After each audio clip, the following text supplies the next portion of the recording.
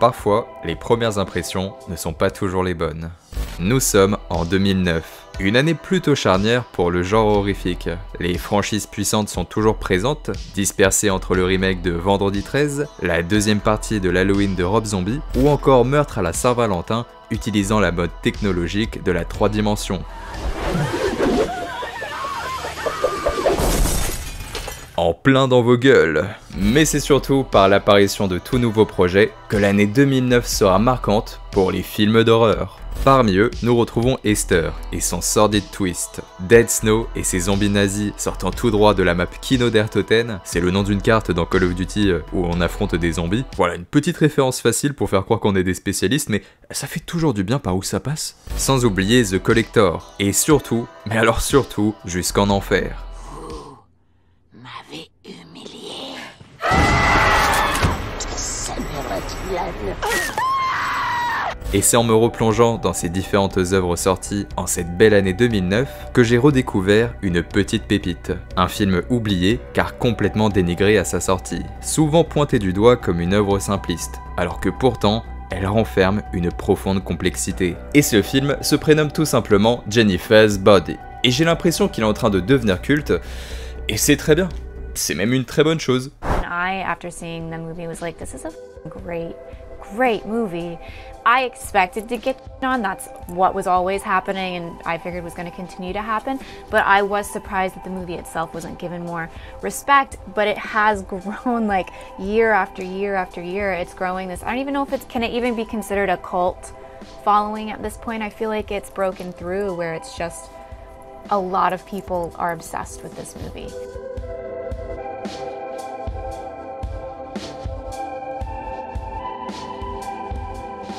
Jennifer's Body nous relate l'histoire de deux meilleures amies. D'un côté, Jennifer, interprétée par Megan Fox, et de l'autre Needy, interprétée par Amanda Seyfried. Ces deux personnages vivent toutes les deux dans une petite ville mystérieuse, digne de romans comme Les Chairs de Poule. Et j'adore Les Chairs de Poule!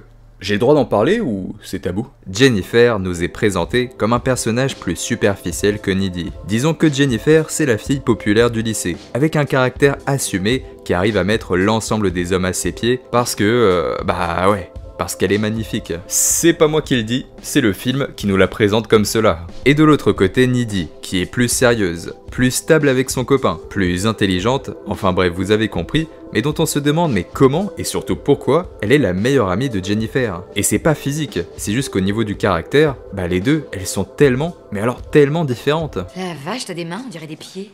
Va falloir te trouver une chinoise pour te récurer les ongles. Ok. C'est complètement raciste. Jennifer et Needy décident de se rendre dans un bar plutôt miteux pour assister à un concert de rock. Bon, c'est surtout Jennifer qui a envie d'y aller, parce qu'elle rêve de rencontrer les musiciens. Ils viennent de la ville, ils sont populaires et plutôt beaux gosses, et surtout, ils ont des grosses guitares. Enfin bref, vous voyez le truc. Jennifer va même jusqu'à offrir un verre au chanteur du groupe. Ici on fait un cocktail explosif, tu verras ça déchire trop, c'est en souvenir du 11 septembre, mais faut le boire super vite. Attendez, en l'honneur de quoi? C'est en souvenir du 11 septembre, du 11 septembre, du 11 septembre, du 11 septembre, du 11 septembre. Ok. Alors, après je suis pas américain donc on s'en fout un peu, mais quand même. Elle est pour toi celle-là, Oussama? Sauf que pendant le concert, un incendie éclate, provoquant de nombreux morts et le début de la descente aux enfers de notre personnage. Jennifer se fait alors enlever par le groupe de musiciens, une simple porte qui claque. C'est suffisant pour que notre cerveau se mette en route et imagine le pire. Et c'est aussi à partir de là que le film change radicalement de ton.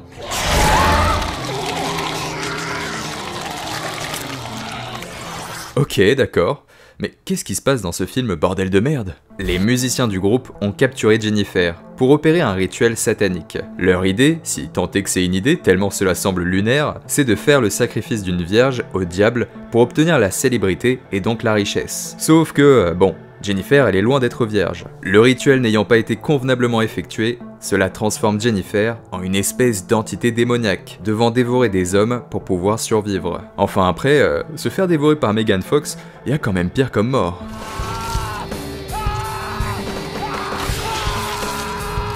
Ouais. Finalement, j'ai rien dit, hein. Un carnage s'opère en ville, puisque les morts s'accumulent. Et la coupable, c'est évidemment Jennifer, ou plutôt l'entité qui partage désormais sa vie. Le truc, c'est que sa meilleure amie Needy se rend bien compte qu'il y a quelque chose qui cloche. Même si, bon, le film pourrait aller un peu plus vite si on arrêtait de parler de sexe pendant quelques minutes. Je suis allé acheter un autre paquet de préservatifs pour... Merci. Non, attends, tu sais, ça n'a rien à voir avec... Non, du tout, j'ai rien dit. J'ai mis du jasmin. S'il a mis du jasmin, c'est que vraiment il veut... Enfin, vous voyez ce que je veux dire. Et il se passe quoi entre eux après? D'accord, non, finalement, j'ai vraiment pas envie d'en voir plus. En tout cas, cela devient de plus en plus glauque, entre le fait que Jennifer commet des meurtres et des actes terrorisants. Bordel, mais regardez-moi cette attitude. Mais moi je croise cela sur la route, je la percute direct, y a aucun débat. Needy va devoir affronter sa meilleure amie pour se débarrasser du mal. D'autant plus que leur amitié s'est considérablement dégradée, et on en vient même à se demander si elles ont déjà été meilleures amies. Cela perturbe tellement notre héroïne que même lorsqu'elle fait l'amour, elle semble tourmentée par cette mystérieuse entité.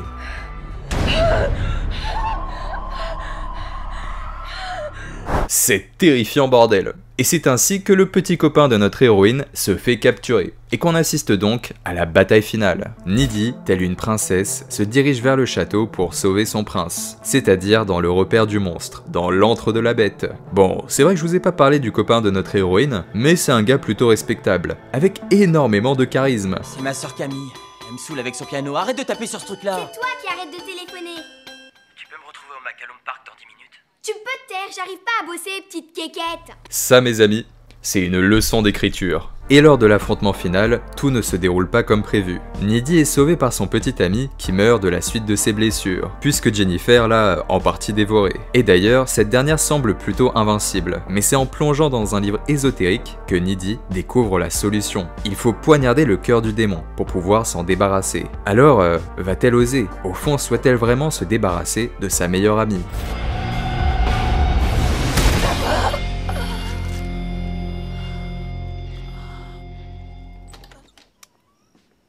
Ah, Jennifer, qu'est-ce qui se passe, ma chérie?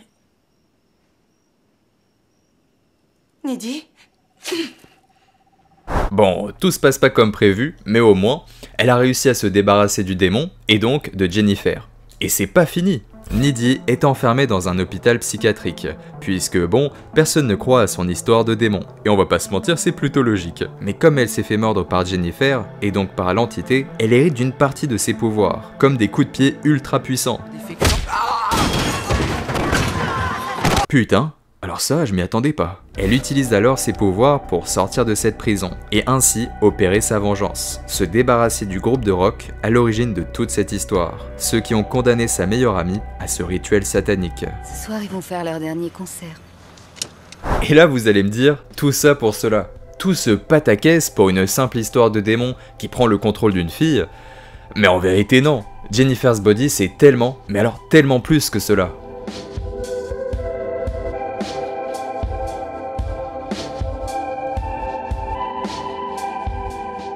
Parce qu'en vérité, beaucoup voient en Jennifer's Body un film qui raconte seulement l'histoire d'une brune plutôt charmante qui séduit des hommes pour les dévorer vivants, pour les bouffer quoi. Mais en fait, c'est pas tant cela le sujet du film, parce que ce qu'il nous raconte vraiment, c'est l'histoire d'une agression sexuelle. Tout commence lorsque Jennifer décide de se rendre au concert et que l'incendie démarre. Elle est tout d'abord bourrée de force, entendez par là qu'on la force à consommer de l'alcool. Elle est séparée de sa meilleure amie et submergée par la force de personnalité qui compose ce groupe de musiciens. Et cela se termine par un dernier regard et une porte qui claque. Et vous pouvez pas me faire croire que vous ne voyez pas une agression sexuelle. Ce qu'on voit là, par la force des images et ce que raconte le film jusqu'à l'arrivée du générique, c'est l'histoire d'une personne vivant ce terrible drame. La métaphore d'un viol. Le viol, ce qui représente pour moi sans doute l'acte le plus abominable qu'il existe sur cette foutue planète Terre, parce qu'il ne se contente pas seulement de détruire la personne, il détruit également son âme.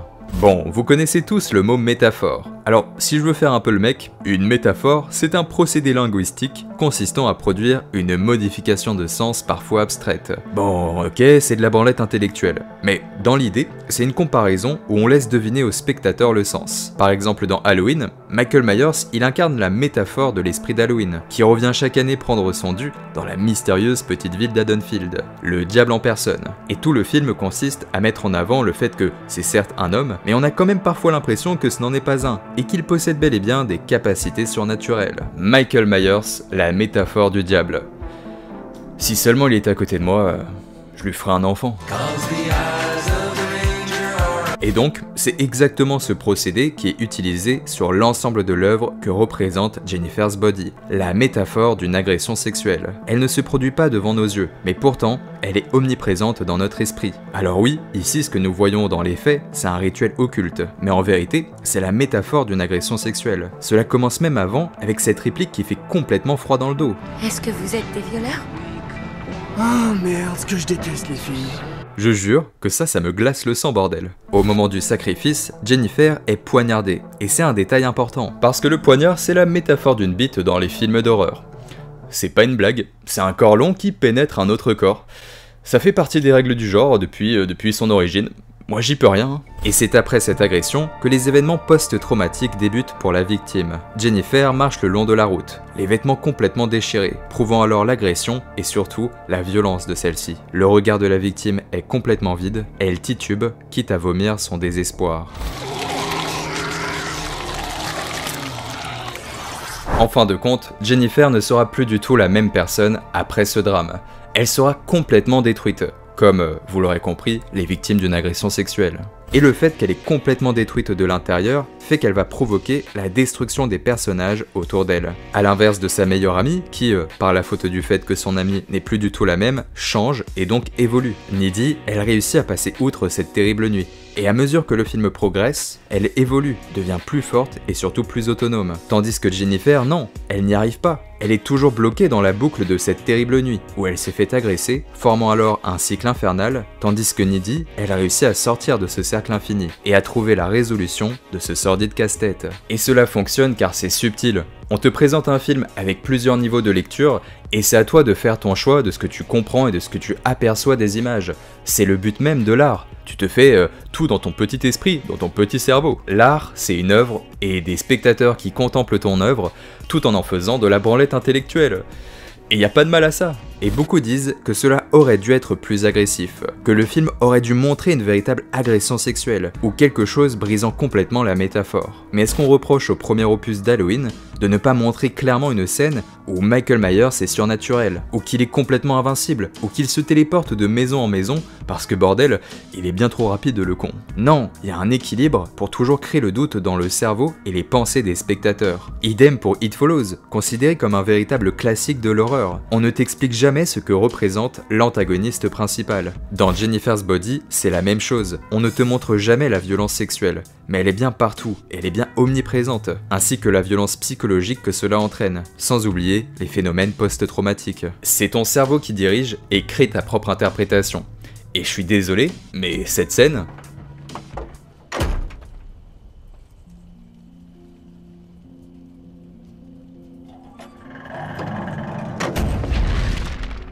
Si c'est pas suffisamment évoquant, je sais pas ce qu'il vous faut, bordel. Bon allez, moi je vais me prendre une petite bière.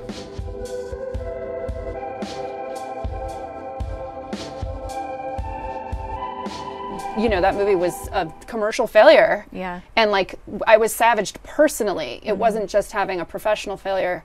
And so it was hard, and I had written about it a lot, and I had talked about, I mean, I've actually gone through therapy because of that experience. And now, 10 years later, I genuinely love talking about it. I'm so happy to be here talking with you about it. But I think part of that is because we're being validated now. Yeah. People suddenly, the movie has suddenly found its audience. Yeah. But it was like, oh my God, like I'm being attacked from the inside.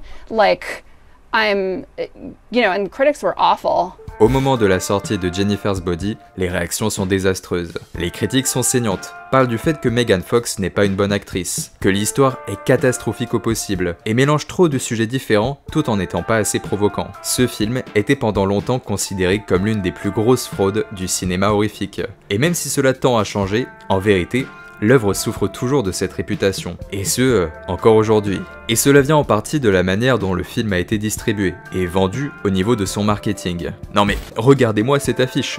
C'est forcément une comédie horrifique légère, avec des adolescents en manque de sexe. Comme si American Pie rencontrait Freddy Krueger en somme. Cela crée de fausses attentes, et en fin de compte, vous vous retrouvez avec un film plutôt élégant, à la réalisation noble, et on va pas se mentir, avec vraiment une belle réalisation. Putain mais j'adore ce plan bordel. Mais même celui-ci, mais c'est quoi cette ambiance de malade mental? Bon, y a malgré tout des répliques qui tuent, comme celle-ci.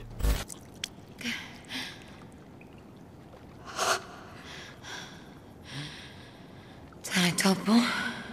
Et alors que vous vous attendiez à un film plutôt simpliste, et je suis désolé d'utiliser ce mot mais un film débile, avec du sexe et des jolies femmes, en petite tenue, vous vous retrouvez soudain avec une œuvre parlant de l'amitié, et d'une amitié plutôt toxique. Parce que oui, le personnage de Needy se fait clairement bouffer par sa relation avec Jennifer, avant de progressivement s'en détacher, jusqu'à carrément s'en débarrasser. Et tu rajoutes à ce thème complexe, celui du deuil, du traumatisme, et celui de la violence sexuelle. C'est clair que le public visé, et les spectateurs qui s'attendaient à une comédie horrifique légère, ils sont clairement passés à côté du truc. Jennifer's Body, ce n'est pas un film léger.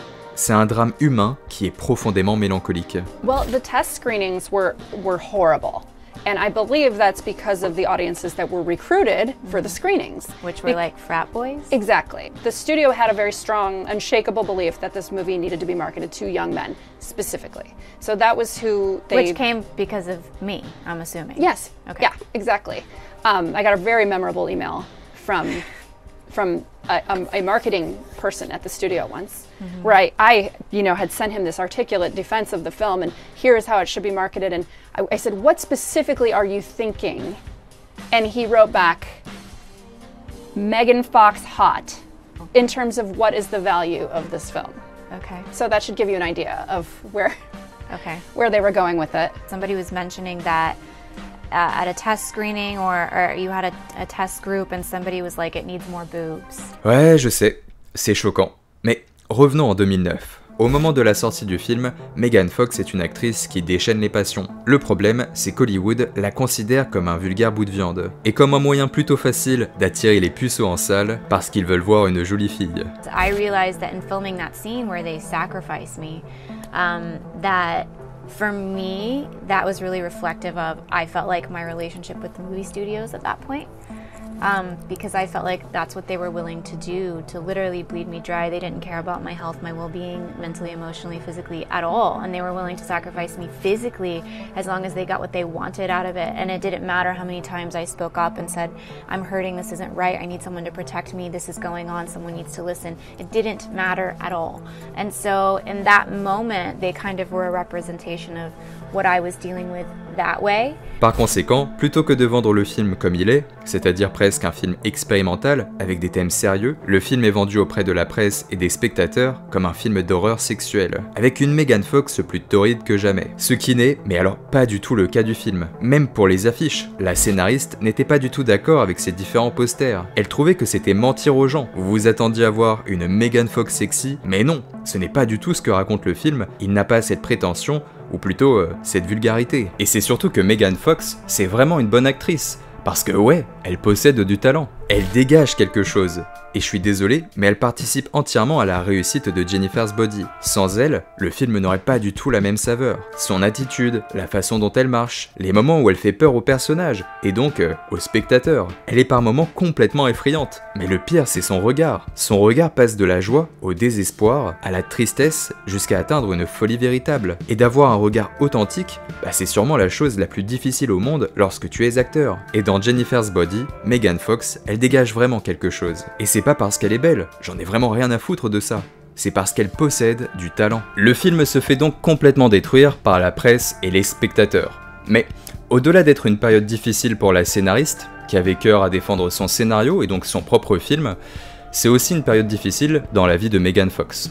Un drame provoquant la destruction d'une œuvre et d'une actrice. But anyway, it was in that time before I was getting any sort of social media feedback, which I'm not getting it now anyway because I don't check it. But it was expected, I guess I would say, because I had such a fraught relationship just with the public and with the media and with journalists, and I was struggling so much at that time in general that this didn't stand out as like a particularly painful moment. It just was a part of the mix. But it's overwhelming because what was happening there, and you must have been taken aback by like how sexualized I was and how I was like reduced to, I mean, objectified is like, it's not the right word, it doesn't capture what was happening to me at the time. Yeah. I had, I think, a genuine psychological breakdown probably, where I wanted just nothing to do. I didn't want to be seen. I didn't want to have to take a photo. I didn't want to have to do a magazine. I didn't want to have to walk a carpet. I didn't want to have to be seen in public at all because the fear and the belief, the absolute certainty that I believed that I was going to be mocked or spat at, or someone would yell at me, or people would stone me or savage me for just being out and being whatever. I didn't look perfect, I was too fat, I was too thin, I was stupid, I was offensive, I was a waste of space, I was a bad actress, whatever, all of the things you can think of. I anticipated experiencing that because my belief system was, from what I had experienced, that the world wasn't going to accept me.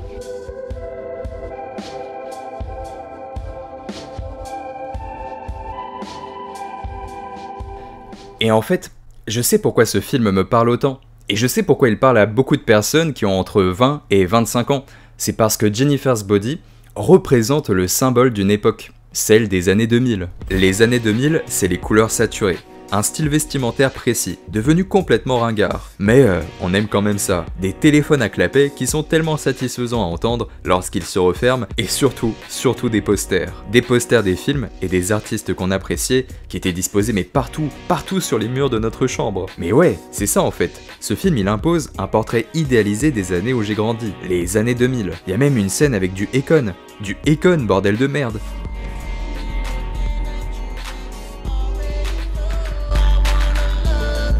Dans la musique, il y a Michael Jackson et il y a Akon. Et Akon tabasse jour et nuit Michael Jackson.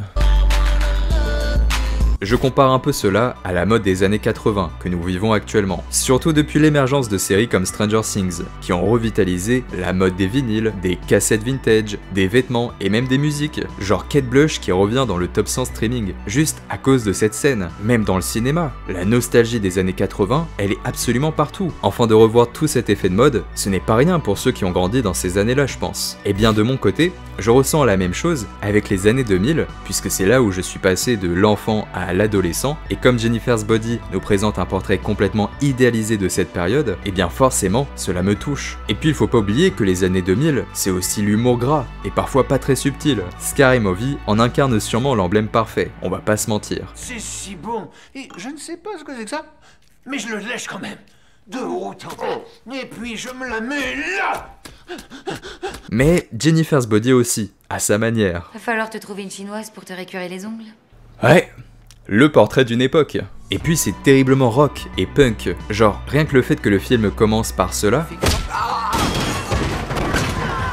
Putain mais dès la scène d'ouverture, c'est déjà le bordel. Et en fait, c'est un peu cela qui résume ce film, c'est le foutoir. Il est à la fois hyper complexe par ses messages sur l'amitié, les violences sexuelles, le fait d'être rejeté ou au contraire adulé, et à l'inverse, dans sa forme, il est assez populaire, comme s'il voulait s'adresser au plus grand nombre pour délivrer son message à le plus de personnes possible. On regarde un film populaire, rempli de complexité, mais surtout de tristesse. On passe par tellement d'émotions différentes, bordel. Et son seul problème, c'est d'être sorti trop tôt, parce que aujourd'hui, je le mets au même niveau qu'un film comme X de Ty West, sorti récemment. X, il nous raconte l'histoire d'un tournage d'un film érotique qui se déroule mal. Mais au fur et à mesure, le film développe un discours complexe et fascinant sur le fait de vieillir, et de ne pas pouvoir réaliser nos rêves qui nous animent depuis l'enfance. Et X, il a réussi à fonctionner. Et il va sans doute devenir culte dans les prochaines années. En tout cas, je croise les doigts. Et pour moi, Jennifer's Body, c'est exactement la même chose. Un film qui vous attire avec un concept plutôt simpliste, d'un côté le tournage d'un film porno, et de l'autre une femme qui dévore des hommes, pour au final vous délivrer un message rempli d'une folle mélancolie, posant plus de questions qu'il ne délivre de réponses. Et dire que tout cela a commencé par une simple porte qui se referme.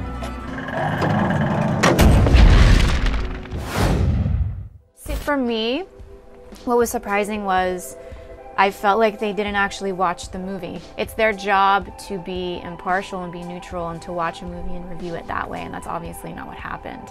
Because, and I don't like anything that I do, but even I, after seeing the movie, was like, this is a great movie, but it has grown like year after year after year. It's growing this, I don't even know if can it even be considered a cult following at this point. I feel like it's broken through where it's just a lot of people are obsessed with this movie.